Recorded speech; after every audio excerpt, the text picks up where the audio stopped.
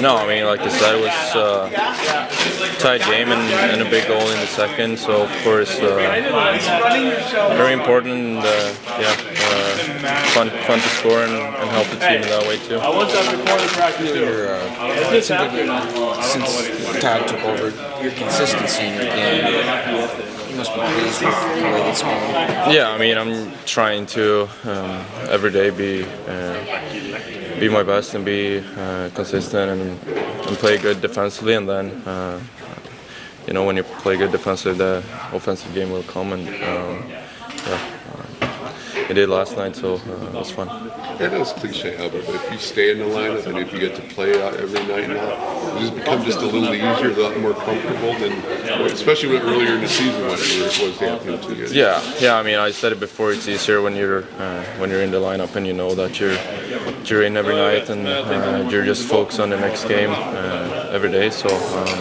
Yeah, of course, it helps a lot to know that you're in and going to play. When the coach shows that much confidence in you, how much does that help when you know that the coach believes in you? No, I mean, it helps a lot. I mean, you want the coach to trust you, and when you play a lot, that gives you confidence and a boost, and you feel like that a coach is trusting you, and that helps the game. Each game seems to get bigger and bigger in terms of the standings and the stakes down the stretch here. How do you guys keep that focus day to day? No, I mean, like we always talk about next game every day. I mean, like you said, every game is very important, but we have to stay where we're at right now and just take it game to game, and next up Washington tomorrow, so that's where we're focused on right now. What's part of that focus? Obviously you guys aren't that far removed from playing them in their building too.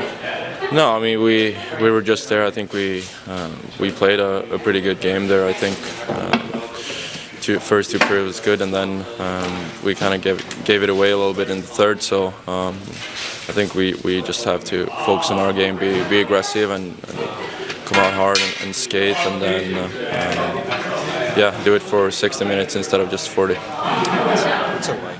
Morning.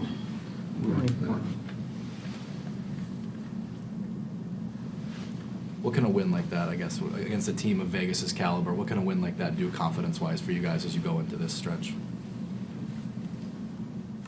I don't think it can hurt us. That's the obvious, and it should reassure us that we have done some good things. We did those things in games we lost during that streak too. But it just reassures us that when we do certain things, we have a chance to win. And in some of the other games when we didn't do them, it's obvious that we lack any opportunity at success. So there's no shortcuts. There's no a magic potion or anything like that to a win. We have to do certain things to have a chance at success. And that win last night is just reassuring when it comes to that.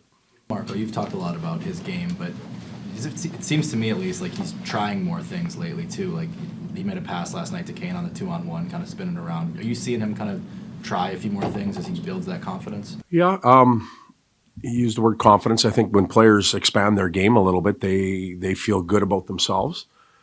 They feel like they belong and do exactly that, expand their game and attempt a few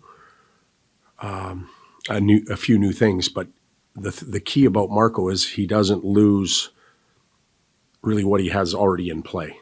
Sometimes players will try and expand their game and then give everything back, and they end up with nothing. If Marco grows his game a little bit by doing and trying different things, great, but we're counting on him not giving anything back as well. Hey, Todd, what do you think his offensive ceiling is, or offensive potential is?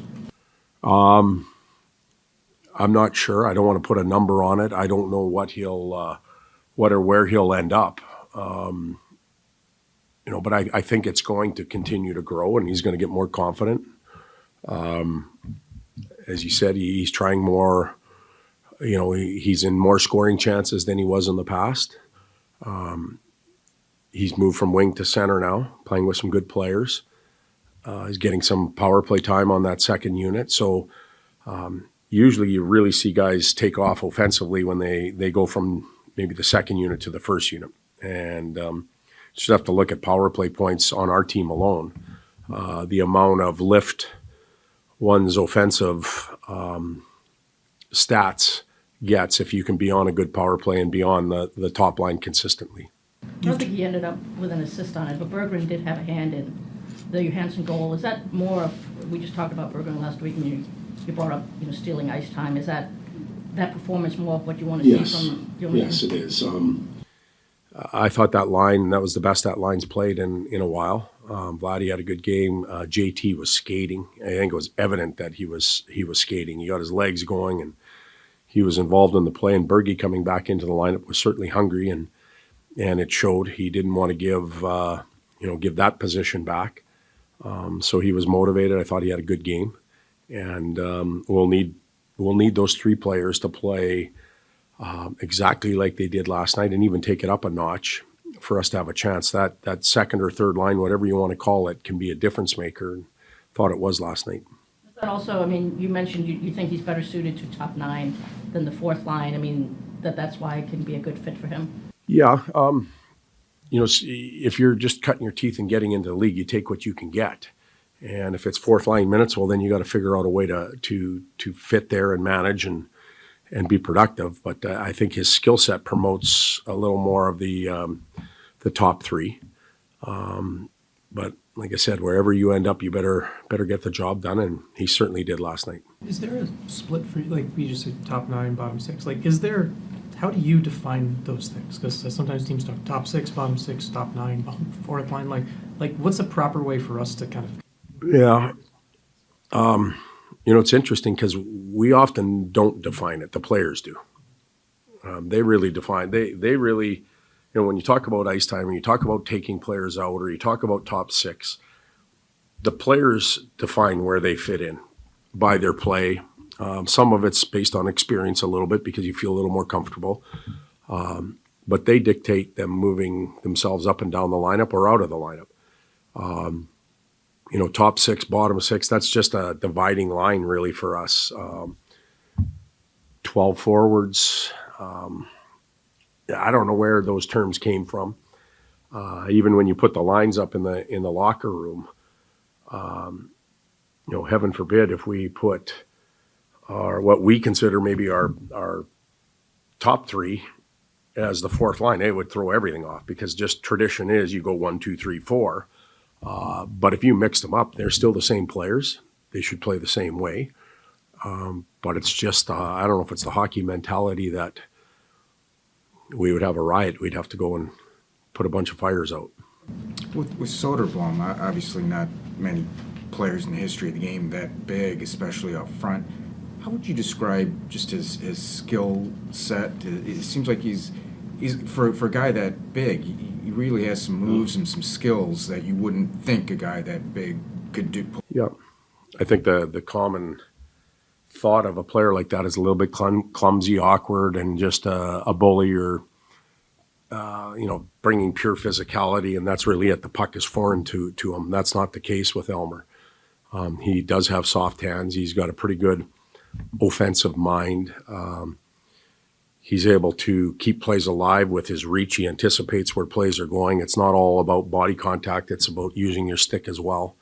So I would agree with you. He has quite a nice skill set for a guy that's 6'7" or 6'8", whatever he is. It's nice to see. And just the way he's fit in with Larkin and Raymond, how have you liked that combination? I've liked it. Like there's nights where Razor and Dylan have to pull him along, and there's other nights where he's a real big contributor to their success. And it's hard. You get used to playing with Casp, and all of a sudden he's gone because of team need. Now you've got another young guy up there. You've got to figure him out and gel and figure out how your line's going to work, what the tendencies might be for all three of them. And I think they're getting to that point now. At first it was a little wild. Nobody really knew. But I think they're settling in and they complement each other well. Ovi's only 8 behind now. Did you ever think the Gretzky record was going to be broken, Todd? Hope he's not going to break it tomorrow. That would be ugly. No, I didn't think it would be broken. I just didn't. It's going to be broken. I really believe that now. But the next question, will Ovi's record ever be broken? Like, I don't know who's next in line. Longevity, health. Where will the game go? Rule changes certainly helped. You look at even some of Ovi's goals lately, empty net goals. Teams are pulling goaltenders much earlier now than they ever did in the past. It gives the opposition more of a shot at an open net, but it also gives the team down an opportunity to even the score. Like, it used to be at the 2-minute mark and away you go. Teams are pulling them with 2 at 6 minutes. So evolution of the game, rules, equipment, health, longevity, teammates, team you're part of, all dictate whether somebody can or can't catch Ovi and Wayne. Coaching perspective against him, obviously, we all know on the power play he's got his spot. He's going to be there. As a coach, what's it like to just prep for that? Because that's where it's trying to go. Do you shade a guy to it? Like, what's just kind of the coaching mentality to it? Because we all watched it hundreds of times. Well, it's analogies. I'm sitting there looking at the fire, and I know don't touch it, but yet you put your hand in there and you burn it. Like, it's what's coming. You know where he is. Teams have just went and stood right beside him, and he's still good enough to get in the opening. He's good enough to fire pucks through people. He's powerful enough to do that. But their team and their power play evolution has also allowed him to roam around a little bit. He's not always just in that spot. When somebody takes him away, he and Carlson are prepared to rotate and move around. What I think is really special about him is the number of power play people he has played with, and he still has success.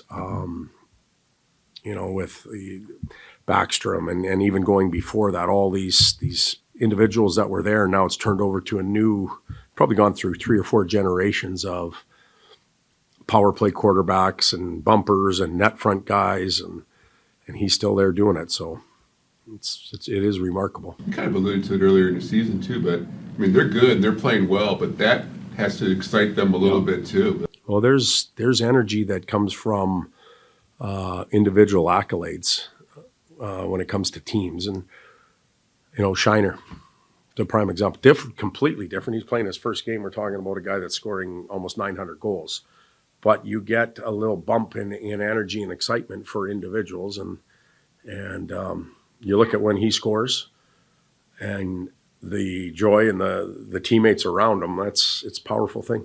Are you going to stick with Peter tomorrow? There's a good chance we will. Yeah, we're going to sit and talk about it, but haven't committed yet.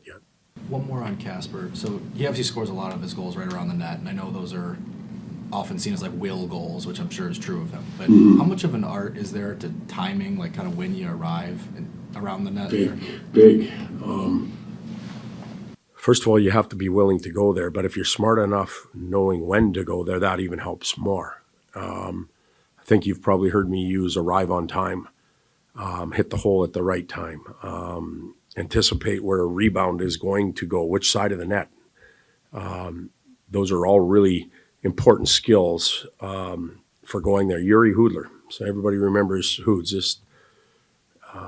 Hoods would go to the net, and he rarely got beat up because he knew when to get there, where to go, and just poked the stick in and scored, and then he left again. Like, it's the way he played. So he did have the courage to go there, but he was smart enough to know where and when to get there. Marco's bigger, stronger. I think he can bully his way there, but he has those skills too.